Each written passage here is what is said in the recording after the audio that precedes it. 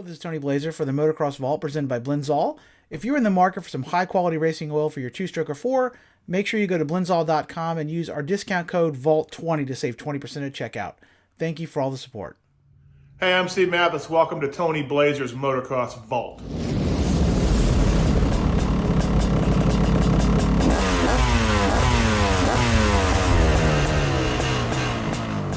Hello and welcome back to the Motocross Vault. My name is Tony Blazier, and what this video is going to be is a quick look back at my thoughts on the Supercross season opener last night in Houston. I'm super pumped to have racing back. It's been, 21 just got here and it's already been really kind of crazy. So much going on in the world. I'm not going to get into that here, but any kind of distraction from all that is very welcome.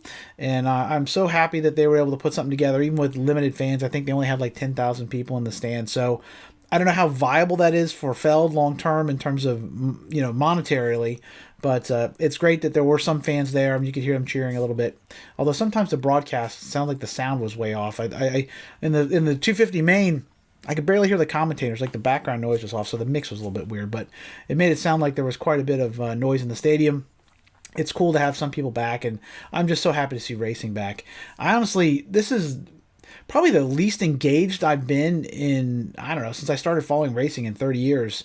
Really, this year with just so much going on, I've had stuff, personal life with work and a whole lot of stuff, plus everything else that's going on in the world. It's been, really, motocross has been off my radar. Other than, the little bit of videos I do here on YouTube and stuff, I haven't been really following the pros since since the end of the motocross season. So I was kind of going in without any preconceived notions. I didn't really know who was going fast, who wasn't, if anybody had been injured or any of that stuff.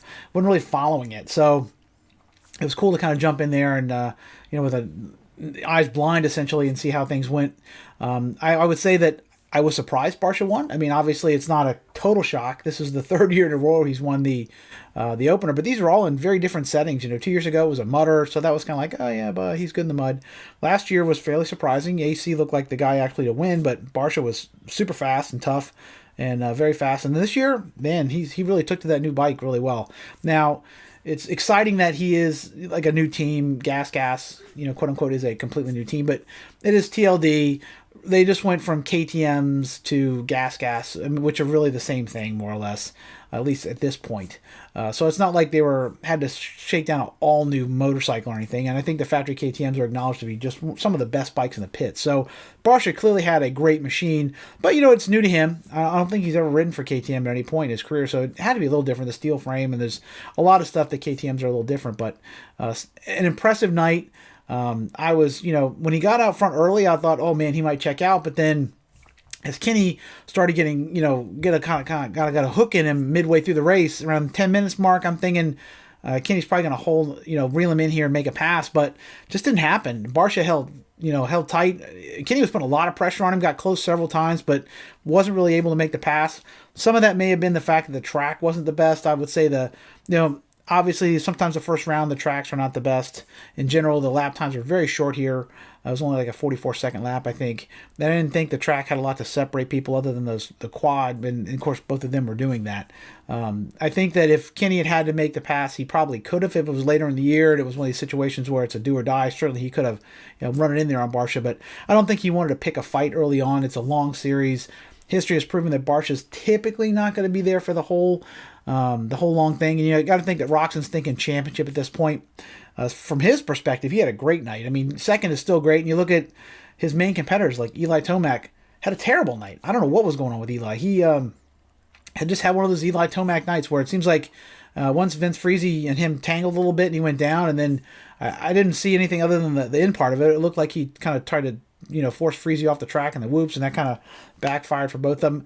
I don't know. Tomac seems to be, things are going poorly. It can fall apart pretty bad. And it seemed like that kind of night, definitely wasn't what they were looking for, coming out with the number one plate and stuff.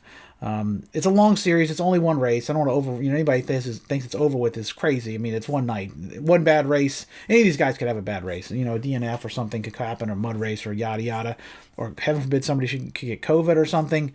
Any of those things could derail anybody at this point. So I think if anything, this is probably going to be the most volatile season maybe in history in terms of all the variables there. Because, usually you get the flu, you can ride. You get this other thing, they're not going to let you ride. So that could be a DNF right there. So hopefully that doesn't happen.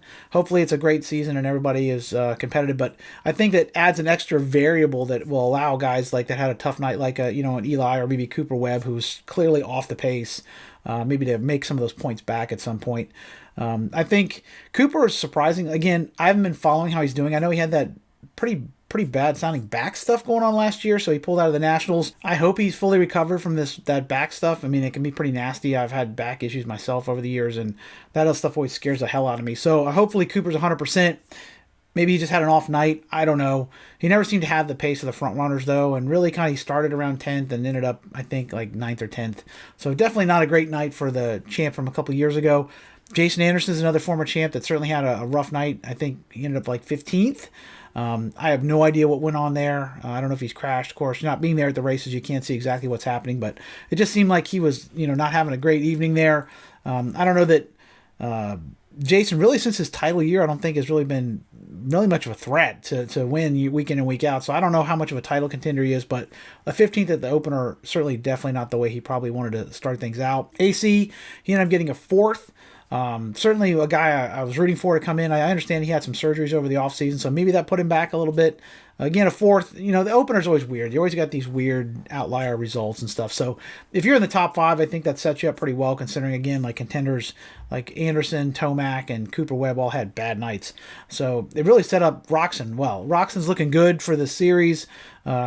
If he can stay healthy this year, not have that massive fall off he's had the last couple of years, it could be his year. I mean, that's another bike. He's on a completely new motorcycle. That 21 Honda, even though he didn't switch brands, I don't think they kept anything from the old model. It's completely different weight bias and suspension and motor and everything. So it's pretty impressive that they had the bike so well dialed. And I understand I don't think they have a ton of parts for the bikes either. So to have it like up front early is really good for the team, I think. And then you got this other race coming like 2 days from now. So any of these guys that did well early on, they feel like they have the bike dialed. I think they have an advantage. I can't imagine this track's going to change a lot. I think they're going to add a couple of different obstacles to the track, but I assume it'll be similar. Although I guess last year at Salt Lake, they surprised me with how many changes they went from event to event. But I would assume if you're doing well in this Sunday race, unless you had something happen, you got to be feeling good for yourself that you got your bike dialed, and you're probably going to have a good event on Tuesday.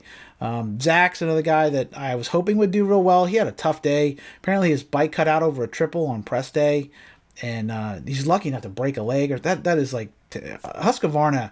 I don't know what's going on with Rockstar Husqvarna. It's great that they won the title last year, but they just seem to have a lot of bike issues over there, and it's scary when that happens. You easily could, you could kill somebody, for God's sakes, if a bike cuts out over a triple. So hopefully he's okay. I understand maybe he banged his knee up, but he showed he had the speed in the heat race, so maybe he is okay. And just he crashed early on. He got tangled up with something in the first turn and rode back to 10th. So that's a good ride for him. Maybe not the outcome he would have wanted, but considering how bad it could have been, I would say it's a good night.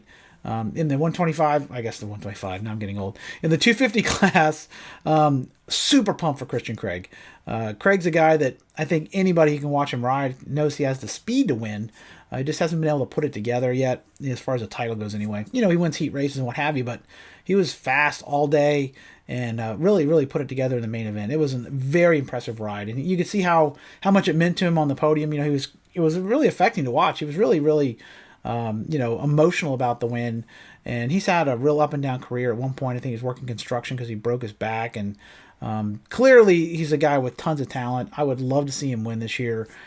He wasn't my pick for probably going into this, who I would have thought of won the title. I would have thought more like probably Faulkner's championship, maybe even RJ Hampshire. Christian, it's one of these things where you're going to have to show it to you to believe it, but I hope he can put it together. I would love to see Christian win this title. It would be a great story. Maybe the move to Star Yamaha was just what he needed to put his career 100% on the right track. So good luck. I certainly hope he backs it up this Tuesday. As to Faulkner, he was very fast. The second is great. Again, he's been one of these guys that's like crazy balls out fast, but also prone to crashing at time or doing these kind of idiotic moves on the track. I think he's smart to take it easy at first and work his way up, not ride over his head and cartwheel. I think, that's got to be, at least it was me. Some guys, maybe they can put that out of their head, but if I spent the last 2 years crashing myself out of the title, I would be thinking, I need to not crash here. I need to make sure I ride smart. So he certainly did that. Good ride for Mitch and the team, and a second is certainly a solid a solid outcome for him. You also had a great ride by like Joe Shimoda, who ended up impressed me. I think he got fourth, and that's very impressive. I didn't. In the last couple of years, he showed little flashes, but I don't expect to make him like a title contender in my mind. But that was a solid ride. One guy that did kind of disappoint me a little bit was Jet Lawrence. I expected him to be right at the front, contending for a win. He's very young. I guess he's probably 17 at this point, so he's got plenty of time to learn. Maybe he's not quite ready for that yet, but he seemed like he was a little off in the crash there on the last lap. Kind of threw it away a little bit, but I think better days are ahead for Jet. I still think he's a contender for wins. I don't know if he's ready to contend for a title. RJ Hampshire, another night where it's like he seemed like he had lots of speed, but the crashes are not good. You got to keep it on two wheels to win. And RJ definitely didn't do that last night. Had a little bit of issue with that Husqvarna. So, again, I think he's going to win a race or two. I think it's going to be a good series. I mean, it's obviously with the condensed schedule and stuff, it might be a little different. But some of those guys, even Colt Nichols, a guy that surprised me, he seems to be right back up front. Really sneaky fast. I don't think many people go, oh, Colt Nichols, he's the guy I picked for the title. But he showed the last couple of years he has plenty of speed, and he has the speed to win. So maybe I'd be surprised. I guess my takeaway from this whole thing was, it was a good night of racing. I don't think anybody got hurt.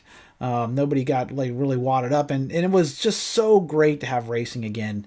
And I just want to thank all the riders. I want to thank Feld, everybody for trying to put this together and finding a way to make this viable. I really, 6 months ago, I'm thinking if we don't have crowds, I don't see how they do this, because Feld does need that crowd like the Nationals. I guess they have some TV money, but I don't think if they had no crowds at all, I just don't think they probably would have went through with it.